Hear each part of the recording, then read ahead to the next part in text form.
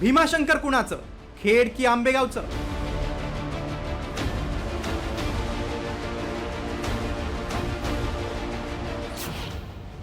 विकासासोबत हद्दीचा वाद पेटला.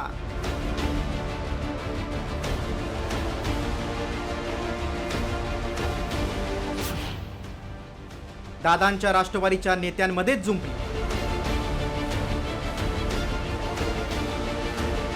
12 ज्योतिर्लिंगांपैकी एक असलेल्या भीमाशंकरच्या विकासासाठी तब्बल 288 कोटी 17 लाख रुपयांच्या विकास आराखड्यास मुख्यमंत्री देवेंद्र फडणवीसांनी मंजुरी दिली. मात्र याच विकास आराखड्यासाठीच्या बैठकीनंतर भीमाशंकर नेमकं खेडचं की आंबेगावचं असा राजकीय संघर्ष उफाळून आलाय.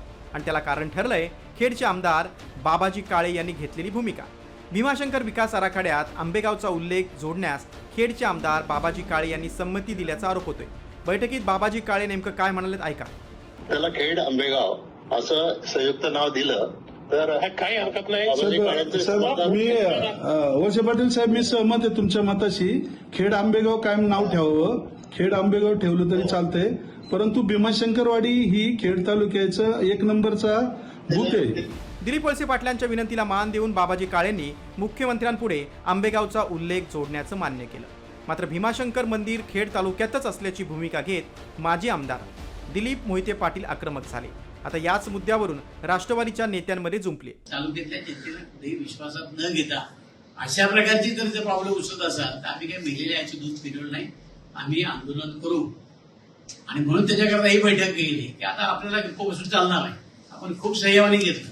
त्या कालखंडामध्ये पवार साहेबांचं मी ऐकलं, दादांचं ऐकलं. दादाची समन्वयाची भूमिका असते. दादा या असल्या कुठल्या गोष्टी त्यांना करून देत नव्हते. देशातून लोक येतात, तर अशा परिस्थितीमध्ये असले नाहक वाद करणं हे उचित नाही. परंतु काही लोकांना सवय लागलेली आहे स्वतःचं अपयश झाकण्यासाठी काहीतरी आरोप करत राहायचं आणि रस्त्यावर उतरून आईचं दूध पेलेलं नाही, नामकं नाही तर मेलेल्या आईचं दूध पिलं नाही असं ना. ही काही भाषा राजकारणाची भाषा नाही, ही गुंडगिरीची भाषा आहे. भीमाशंकर परिसरातील गावांना सोयी सुविधा आंबेगाव तालुक्यातून पुरवल्या जात असल्यानं भीमाशंकरच्या पुढे आंबेगाव तालुका असा उल्लेख जोडण्याची मागणी आहे. मात्र भीमाशंकर मंदिर हे खेड तालुक्यात येतं. भीमाशंकर विकास आराखड्यामुळे खेड किंवा आंबेगावमध्ये काय बदल होणार ते पाहूयात. भीमाशंकर विकास आराखड्यासाठी एकूण 288 कोटी 17 लाख रुपये मंजूर करण्यात आले. या पैशातून कुंभमेळापूर्वी भीमाशंकर परिसराचा कायापालट करण्यासाठी रस्ते, पार्किंग, रोपवे, पर्यटन सुविधा आणि मूलभूत सुविधांवर भर देण्यात येणार आहे. मे 2027 पर्यंत विकास आराखड्याचं काम पूर्ण करण्याचे निर्देश आहेत. त्यामुळे भीमाशंकर विकास आराखड्यातून तालुक्यांचा विकास करण्याचा प्रयत्न राजकीय नेत्यांकडून केला जातोय.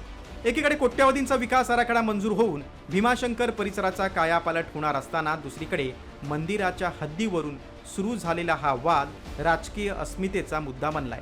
त्यामुळे भीमाशंकर नेमकं खेडचं की आंबेगावचं हा वाद आता आणखी चिघळणार की राजकीय वादाचे परिणाम भीमाशंकरच्या विकास आराखड्यावर होतात का ते पाहणं महत्त्वाचं ठरणार आहे. रोहिदास गाडगे, साम टीव्ही, भीमाशंकर, पुणे.